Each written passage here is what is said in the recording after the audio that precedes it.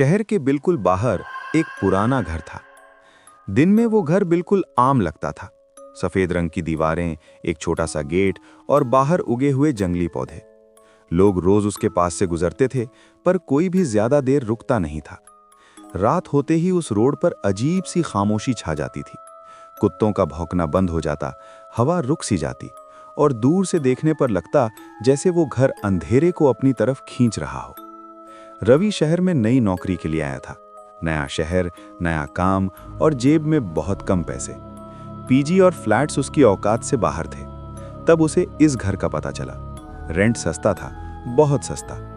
जब रवि घर देखने आया तब दोपहर का वक्त था। धूप ठीक से पड़ रही थी। घर बस पुराना लग रहा था, डरावना नहीं। दीवारों पर पेंट उतरा हुआ था, छत पर छोटी छोटी दरारें थीं। फ्लोर पर चलने पर लकड़ी की ची ची आवाज आती थी। पड़ोसियों से पूछा गया, कोई सीधा जवाब नहीं देता था। कोई आंखों में आंखें डालकर बात नहीं करता था। बस इतना कहा गया, रात को ज्यादा बाहर मत रहना। रवि ने ज्यादा सोचा नहीं। उसके लिए घर सिर्फ सोने की जगह था। पहली शाम नॉर्मल गुजरी। खाना बना, फोन चला, थकान में आंख लग गई। पर रात होते ही घर का माहौल बदलने लगा। हवा ठंडी नहीं, भारी लग रही थी, जैसे हवा में कुछ भरा हो। सांस लेने पर सीने पर बोझ सा महसूस हो रहा था। रात के करीब 2 बजे अचानक ठक की आवाज आई, बिल्कुल ऊपर छत से। रवि ने आंखें खोल दी। उसके बाद पूरा घर बिल्कुल शांत हो गया। इतनी शांति कि अपनी सांस भी आवाज कर रही थी। फिर छत के ऊपर घसीटने की आवाज आई, बहुत धीरे, जैसे कोई पेट के बल रेंग रहा हो। रवि के दिमाग में एक ही बात घूम रही थी, ऊपर कोई फ्लोर था ही नहीं। उसका गला सूख गया। दिल इतना तेज धड़क रहा था कि लग रहा था बाहर आ जाएगा। उसने खुद को समझाया, चूहा होगा। पर चूहे की आवाज इतनी भारी नहीं होती। रूम के कोने में साए हिलने लगे। दीवार पर रवि की परछाई सीधी नहीं रही, कभी लंबी हो जाती, कभी बिल्कुल छोटी। एक पल के लिए लगा जैसे परछाई उससे अलग हो गई हो। जमीन पर रखी कुर्सी अपने आप थोड़ी सी खिसक गई। टेबल पर रखी किताब जोर से नीचे गिर गई। रवि का शरीर ठंड से कांप गया। किचन के कोने से हल्की पीली रोशनी दिखाई दी। रोशनी के अंदर कुछ हिल रहा था। एक काला सा साया धीरे धीरे उभर रहा था।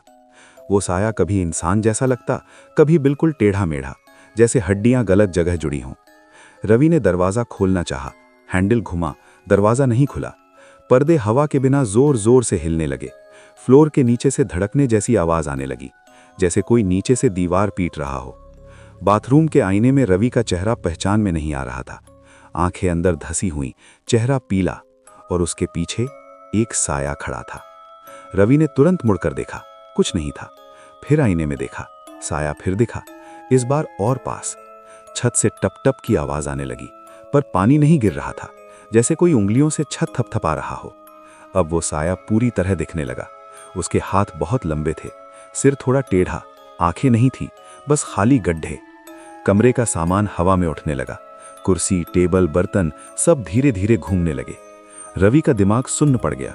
उसे समझ नहीं आ रहा था कि वो जिंदा है या मर चुका है।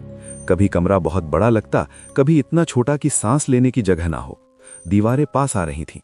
आवाजें अब सीधे कानों के पास से आ रही थीं। कोई उसका नाम ले रहा था, बिल्कुल धीरे।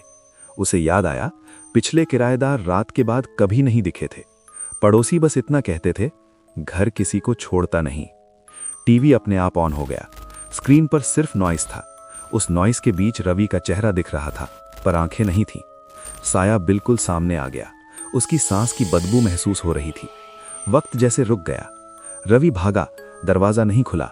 खिड़कियों पर अंधेरा चिपक गया, जैसे जिंदा हो। अचानक सब कुछ शांत हो गया, बिल्कुल शांत। सुबह पड़ोसियों ने घर का दरवाजा खुला देखा। रवि अंदर बैठा था, जिंदा था, पर खाली। उसकी आंखें देख रही थीं, पर समझ नहीं रही थीं। आज भी वो घर खड़ा है, दिन में बिल्कुल नॉर्मल, रात में भूखा। और जो भी उस घर में रात गुजारता है, घर उसके अंदर रह जाता है।